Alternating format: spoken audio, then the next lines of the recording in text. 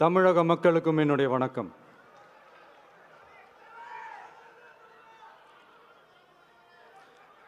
நம்ம குடும்ப உறவுகளை இழந்ததுனால சொல்ல முடியாத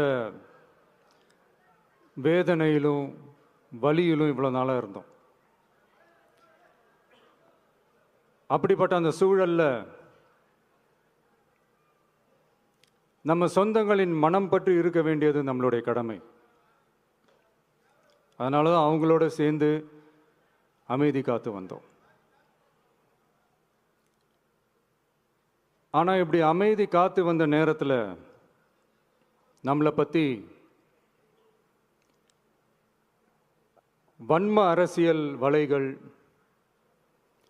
அர்த்தமற்ற அவதூறுகள்னு இந்த மாதிரி நிறையா விஷயங்கள் நம்மளை பற்றி பின்னப்பட்டன, பரப்பப்பட்டன. இது எல்லாமே சட்டம் மற்றும் சத்தியத்தின் துணை கொண்டு துடைத்து எறிய தான் போகிறோம்.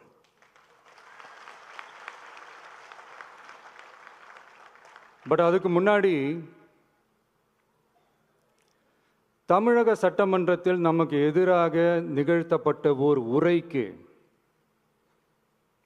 ஒரு நாகரிக பதிலடி கொடுக்கணும்னு நான் நினைக்கிறேன்.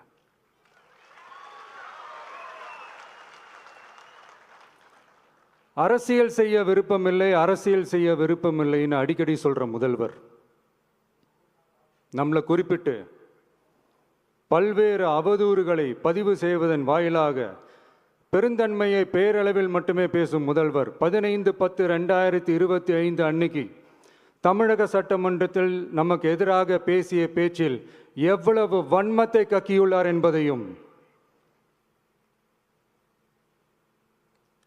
எப்படிப்பட்ட ஒரு அரசியல் செய்ய முயல்கிறார் என்பதையும் தமிழக மக்கள் உணராமலா இருப்பாங்க?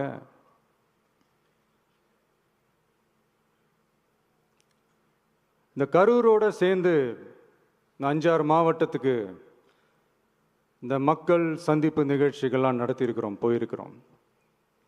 அங்கெல்லாம் இந்த லாஸ்ட் மினிட் வரைக்கும்